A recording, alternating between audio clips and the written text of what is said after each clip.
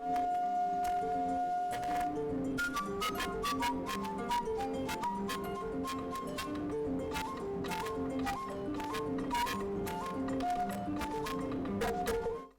et messieurs, bonsoir à tous, vous êtes les bienvenus. Le président de la République est arrivé ce matin à Dubaï.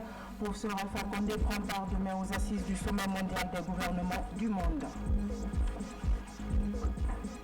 La délégation de l'environnement poursuit sa extérieure du pays. La mission a évalué l'impact des exploitations minières sur l'environnement. Sport foot, les préparatifs de la CAN des mois. Nos reporters ont suivi leur dernière séance d'entraînement.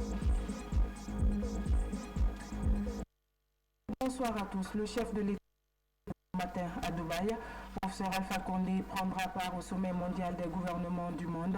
Cette année, le sommet compte recevoir 150 interventions à travers 114 sessions en présence de plus de 4000 personnalités régionales et mondiales provenant de 138 délégations, ce qui en fera la plus grande manifestation depuis sa création en 2000.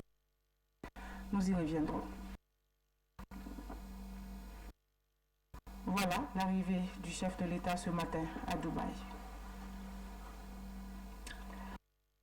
Le ministre de la Communication a reçu en audience le nouveau représentant résident de l'OMS en Guinée. Les entretiens entre Rachid Ndiaye et Dr Joseph Kizerbo ont porté sur plus d'implication des médias dans l'amélioration de la stratégie de coopération entre l'OMS et la Guinée. Compte rendu Sori de Guerra. Après le ministère de la Coopération internationale, le représentant de l'Organisation mondiale de la santé en Guinée est sur le ministre de la Communication. Avec Rachid Ndiaye, professeur Georges Alfred Kizerbo a dégagé la vision de son institution pour une collaboration constructive avec ce département stratégique. Le nouveau représentant de l'OMS souhaite surtout l'implication effective des médias du pays en vue de bâtir un système de santé performant après la dure épreuve de l'épidémie de la maladie à virus Ebola. La communication dans tous les secteurs de développement sur les questions de santé peut permettre d'accélérer les gains en matière de lutte contre la maladie, en matière de bien-être des populations, mais aussi en matière de sécurité sanitaire et de renforcement des systèmes de santé et des systèmes communautaires. L'utilisation de tous les canaux traditionnels de nos savoirs traditionnels et culturels est également un vecteur important, et j'ai reçu à ce titre les orientations et le conseil de M. le ministre de la Communication. Professeur Georges Alfred Kizerbo a mis à profit cette rencontre pour donner d'amples informations sur la troisième stratégie de coopération de l'OMS avec la Guinée. Le document de la stratégie prend en compte les axes d'intervention de son institution dans le pays pour la période 2016-2021. Le ministre de la Santé, quant à lui, était face à la presse. Il s'agissait pour Dr Abdourahmane Diallo d'annoncer aux hommes de médias la fin de la circulation du virus de la poliomyélite en République de Guinée. Il a attiré l'attention sur l'épidémie de la rougeole dans certains districts sanitaires, notamment 6 préfectures et 4 communes de Conakry. Compte rendu Sam Maratono. Après plus de 2 années de lutte, la Guinée est enfin arrivée à vaincre la poliomyélite. Autour de cette table, le ministre de la Santé partage la bonne nouvelle avec les hommes des médias et les partenaires au développement. Après avoir vaincu Ebola, nous avons réussi donc à mettre fin à la circulation de la polio également. Donc vraiment, je voudrais saisir l'opportunité pour remercier tous les acteurs de cette riposte, et au niveau national et au niveau international, donc les partenaires techniques et financiers qui nous ont accompagnés stratégiquement, techniquement, qui sont allés avec nous sur le terrain au cours de ces différentes journées de vaccination. Si la poliomyélite sera désormais un mauvais souvenir, la rougeole, elle, refait surface dans le pays. Depuis le début de cette année, plus de 400 cas de la maladie sont notifiés dans les préfectures de Zérékouré, Gekelou, Koya, Dubreka, Fia, Kinia et la capitale Conakry. Grâce à notre système de surveillance épidémiologique que nous avons mis en avons fonctionné, a très rapidement détecté 417 cas suspects de rougeole. Je voudrais saisir cette opportunité pour demander à nos populations de ne pas retarder, de ne pas hésiter, d'envoyer vers les formations sanitaires tous les enfants qui présentent certains symptômes, tels que la fièvre, la conjonctivite, ou avec une éruption cutanée, un rhume. Vraiment, envoyer les enfants vers les formations sanitaires, ils vont être reçus, ils vont être, examinés, et la part des choses sera faite le plus rapidement possible. La rougeole est une maladie contagieuse qui affecte essentiellement les enfants. Elle se manifeste généralement par les éruptions cutanées, la fièvre, le rhume et la conjonctivite. Non traitée, elle peut provoquer la pneumonie et la cécité chez l'enfant. Dans la région forestière, la Croix-Rouge française vient de réhabiliter et d'équiper 13 centres de santé dans la préfecture de Macenta. L'objectif est de soutenir les efforts du gouvernement dans la relance du système de santé post-Ebola. La remise des infrastructures a eu lieu dans la commune urbaine en présence du ministre Luceni Camara. Reportage Komara Moussa. La préfecture de Macenta, cette ville située à 850 km de la capitale, a été l'épicentre de l'épidémie à virus Ebola il y a 2 ans. Environ 520 personnes ont été tuées par cette maladie. Pour renforcer son système de santé, 13 centres de santé sont réhabilités, dont 3 dans la commune urbaine et 10 autres dans les communes rurales par la Croix-Rouge française. Notre rôle est aussi d'appuyer la société nationale à être forte. Donc, étant à Macenta, il était aussi impératif que nous puissions appuyer aussi notre partenaire qui est la société nationale du pays. Donc à travers ce projet, aujourd'hui, la préfecture de Macenta a des centres de santé qui sont prêts à accueillir les malades, prêts à prendre en charge toute pathologie à prévenir, et même la Croix-Rouge guinéenne aujourd'hui est prête à sécuriser les populations qui est son premier mandat. Ces infrastructures, financées à plus de 78 milliards de francs guinéens, sont dotées de courant électrique, d'eau potable, de latrines et autres équipements sanitaires. Elles viennent appuyer les efforts du gouvernement dans la relance du système de santé post-Ebola. Ce que nous avons connu par le passé devrait nous permettre, nous, de Macenta, d'être plus attentifs vis-à-vis de ces infrastructures que ceux qui n'ont pas connu cette période d'Ebola, difficile qu'on a traversée. Donc merci à la Croix-Rouge française guinéenne, merci à tous les partenaires qui nous ont aidés à traverser cette période et à nous doter de ces infrastructures. Ce soutien de la Croix-Rouge française est apprécié par les autorités du district sanitaire. L'autre préoccupation non des moindres reste l'insuffisance du personnel et d'équipements répondant aux attentes des populations. Nous avons 2 problèmes principaux. C'est d'abord le personnel. Parce que quelle que soit la qualité de l'infrastructure, il faudrait bien du personnel pour faire fonctionner. Et donc c'est pourquoi nous avons demandé, mais nous sommes très confiants parce que le ministère de la Santé, le ministère de la Fonction publique vient de procéder au recrutement du personnel de santé et très bientôt ce personnel sera redéployé sur le terrain et ça viendra combler un grand déficit au niveau de notre préfecture. Le deuxième, c'est l'équipement.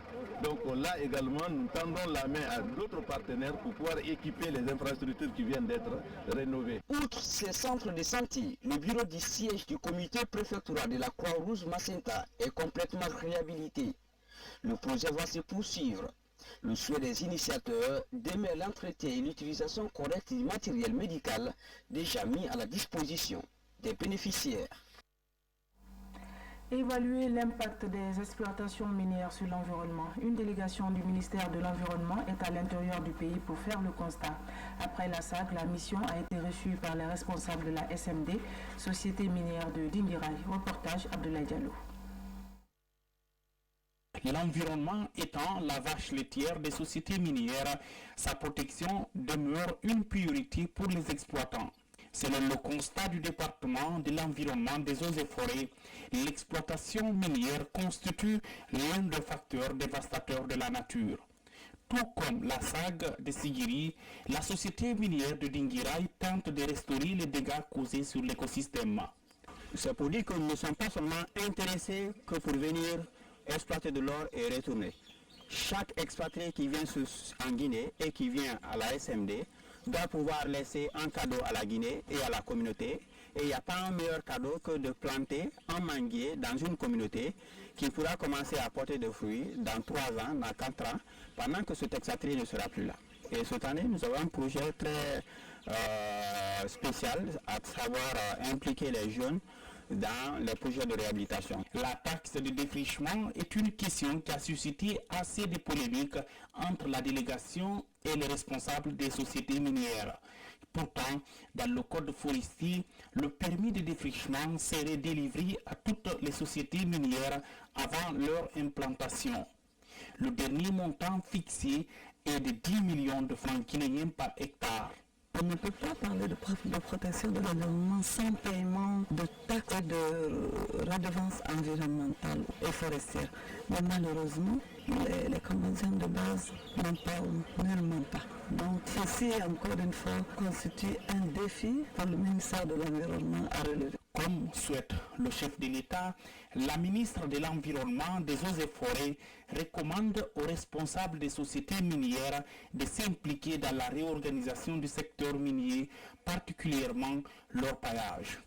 Un sous-secteur qui occupe l'essentiel de la population des zones minières.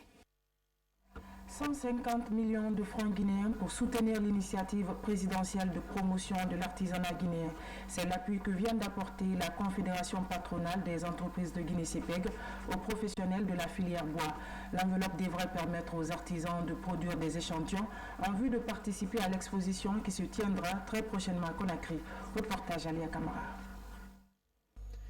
Suite à l'initiative présidentielle pour la promotion de la consommation locale, la Confédération patronale des entreprises de Guinée-CEPEG apporte son soutien à la Fédération nationale des professionnels de la filière bois, membre de l'institution.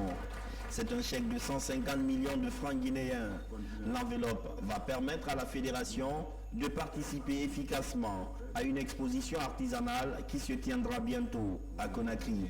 Nous venons de recevoir un montant de 150 millions pour nous permettre de faire une exposition au Palais du Peuple, initiative prônée par le président de la République, chef de l'État. On va faire un centre artisanal, réunir les artisans, les former, et je suis certain que ça va avancer. Juste après cette remise, l'Association nationale des constructeurs de Guinée et la Fédération patronale du bâtiment et des travaux publics signent le protocole d'accord de fusion. Les deux organisations forment désormais une seule entité, la Fédération patronale du bâtiment et des travaux publics. En prenant fonction ces jours à la tête de cette organisation patronale, je vous assure de m'investir de mieux de moi-même pour amener la Fédération patronale du bâtiment et des travaux publics au niveau que nous souhaitons tous. Je vous invite tous à travailler la main dans la main avec un esprit d'équipe pour que la synergie de nos actions nous permette de surmonter les difficultés inhérentes à notre métier. L'occasion a été également mise à profit par Mansa Moussa Sidibé, vice-président délégué de la CEPEG, pour présenter le prix COP Guinée de la meilleure organisation patronale de Guinée 2016 aux membres de l'institution. Tout un symbole pour l'unité d'action de la CEPEG pour le développement de la Guinée. Présentation du rapport provisoire sur le renforcement des capacités du ministère de la fonction publique. Ce document prend en compte tous les facteurs liés à la gestion des ressources humaines dans les secteurs publics et privés. Les détails avec Younous Atawal Kamara. Après 3 mois d'enquête sur le renforcement des capacités et la gestion des ressources humaines dans les secteurs publics et privés du pays, l'équipe d'experts présente son rapport provisoire. Un rapport qui prend en compte tous les besoins liés au renforcement des capacités. Il s'agit au cours de cet atelier de formuler des suggestions et recommandations pour enrichir le document avant sa validation. Nous avons parcouru le document. Nous pensons que à terme, la Guinée va bientôt être dotée d'un programme national de renforcement des capacités. Et il cherchera à mobiliser des ressources pour mettre en œuvre cet important document qui constituera un levier pour la mise en œuvre réussie des politiques de développement. Le travail de ces experts a été rendu possible grâce au partenariat avec la Fondation pour le renforcement des capacités en Afrique. Il se situe dans le cadre de la mise en place par le gouvernement d'un programme multisectoriel qui sera piloté par le ministère de la fonction publique à travers le secrétariat national pour le renforcement des capacités.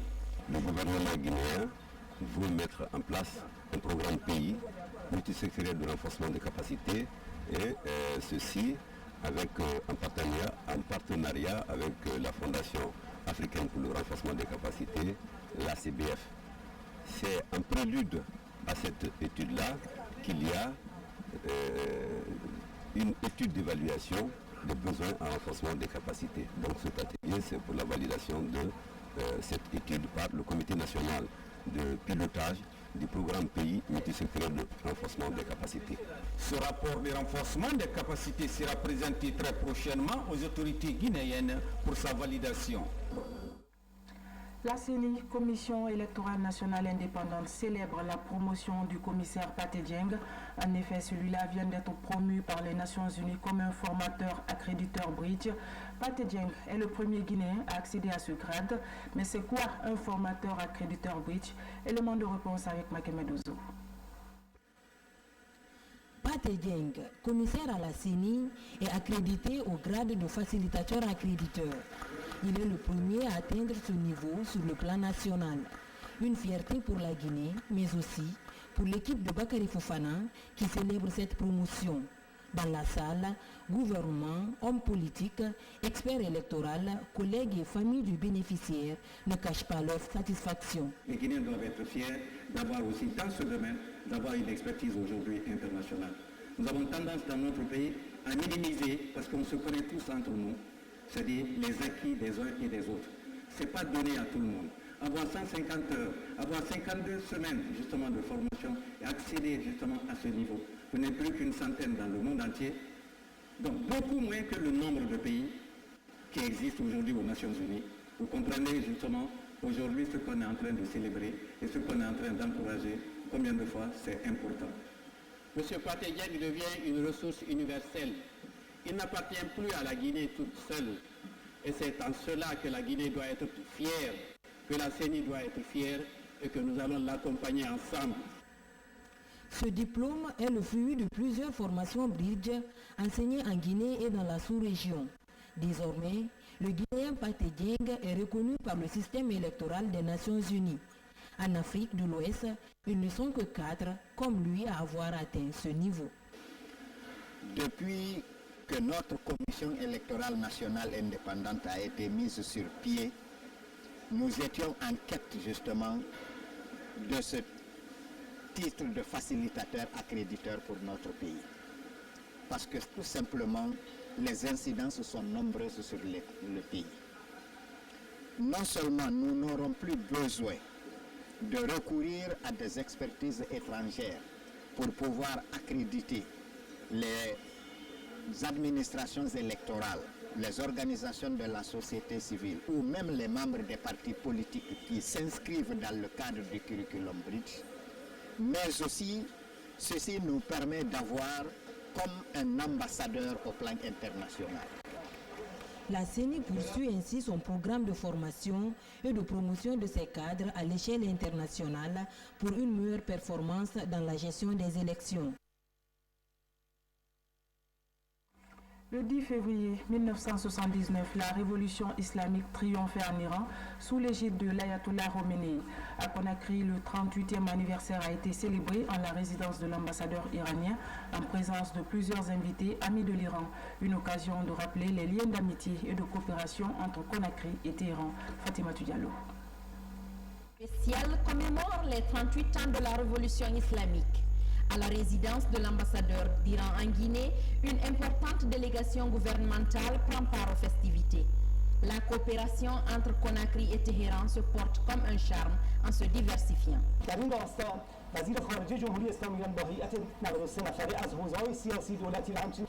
Je suis fière et honorée que c'est pendant la mandature de son Excellence Madame la Ministre des Affaires étrangères que la construction du nouveau bâtiment du ministère guinéen des Affaires étrangères a pu être prononcé sur les ingénieurs iraniens pendant que le démarrage du projet irano-guinéen de la bauxite est sur le point aussi de commencer grâce aux efforts inlassables de son Excellence Monsieur le ministre des Mines et Géologie. Et dans le souci de raffermir davantage la coopération bilatérale en bon train, nous espérons que bientôt une visite de travail et d'amitié, son Excellence Madame la ministre des Affaires étrangères à Téhéran s'effectuera, élargissant les opportunités de coopération économique. Ces acquis et tant d'autres témoignent de la solidarité des relations de coopération guinéo-iranienne, des relations que les deux pays veulent rendre plus dynamiques. Bientôt, les travailleurs du ministère des Affaires étrangères et des Guinéens de l'étranger bénéficieront d'un nouvel environnement de travail plus adéquat. Aussi, il me plaît de souligner, comme vous venez de le faire, Monsieur l'ambassadeur, que le partenariat entre nos deux pays a permis d'organiser en 2016 une importante conférence sur le thème Unité islamique et citoyenneté en collaboration avec le secrétariat général des affaires religieuses de Guinée. Cette conférence a enregistré la participation de nombreux érudits et dirigeants des pays de la Oumma islamique pour jeter la lumière sur le comportement citoyen du musulman. La célébration de cette 38e journée nationale de la révolution islamique est mise à profit par le diplomate iranien pour annoncer l'arrivée très prochaine d'un groupe de médecins iraniens à Conakry. Ils effectueront des soins divers dans nos centres de santé. Par ailleurs, la Fédération de karaté a manifesté sa reconnaissance à l'endroit du diplomate iranien pour le soutien qu'il ne cesse d'apporter à cette discipline sportive en Guinée. Direction Barreau d'Ankouroussa où la culture de la pomme de terre fait du chemin. Des groupements agricoles dans le village s'investissent pour faire de cette denrée un véritable levier de développement. Ils sont soutenus dans cette initiative par un fils du terroir, Diati Kondé. Reportage Kianosman Diallo. Connue pour sa célèbre mare, la sous-préfecture de Barreau s'illustre dans la culture de la pomme de terre. Cette année, 1500 kg de semences ont été mises en terre, soit 3 fois plus que lors de la dernière campagne agricole.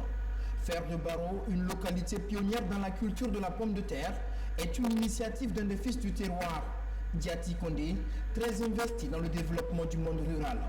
Cette année, les groupements de jeunes et de femmes ont fortement été mis à contribution dans le développement de cette culture.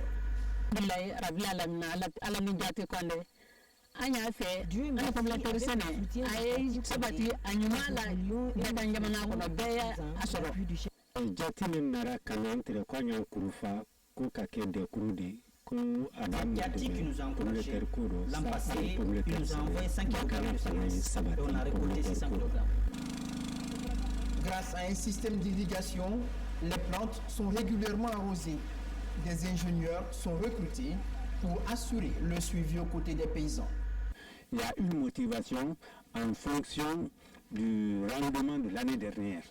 L'année dernière, on a mis 300 kg pour récolter 2 tonnes 400. Vu la végétation, nous estimons une très bonne récolte. Nous comptons dépasser la production de l'année dernière. Nous savons que la pomme de terre a une grande importance. Alors, vu cette fonctionnalité, nous avons préféré que la vulgarisation de cette culture-là se fasse encore au niveau de la Haute-Guinée pour pouvoir augmenter le revenu des paysans. La récolte est attendue dans moins de 2 mois. La réussite de la culture de pommes de terre dans cette localité devrait augmenter la production nationale et contribuer à l'atteinte de l'autosuffisance alimentaire. Autonomisation des femmes à Soudeta dans la préfecture de Kindia. Plus de 200 femmes ont été formées en technique de saponification par la MUFA. Pour viabiliser cette expérience, ces dames se sont retrouvées à Kolentan pour une autre évaluation.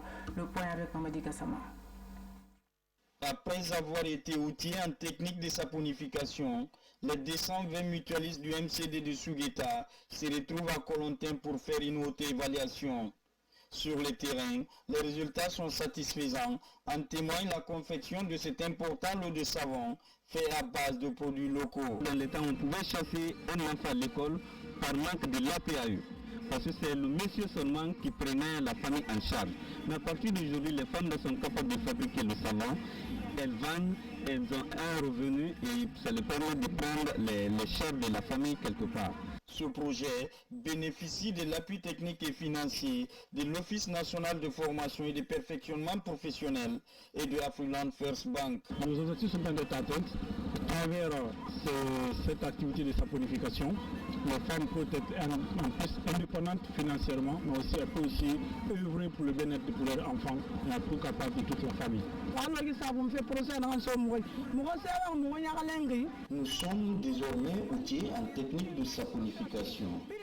Je demande à toutes les femmes à prendre ce métier à bras le corps parce que le premier mari d'une femme, c'est son métier.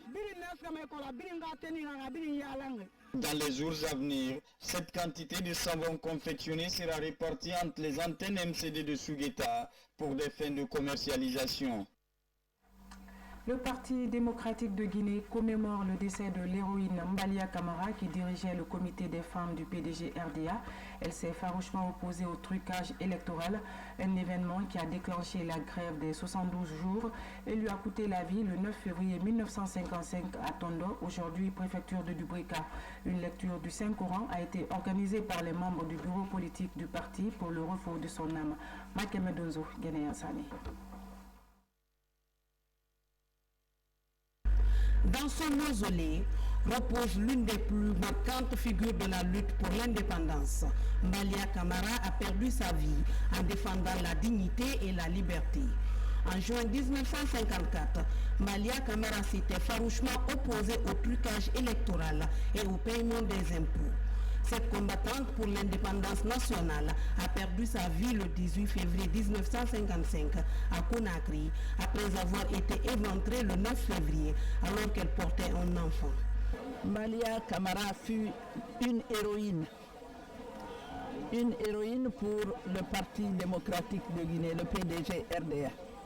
Parce qu'elle a donné sa vie, elle a versé son sang pour la cause du peuple de Guinée, pour la paix, pour le développement, pour la liberté du peuple de Guinée tout entier. Maintenant que nous ne pouvons discerner notre devenir et notre avenir que si nous avons pied, mais fermement pied dans notre passé.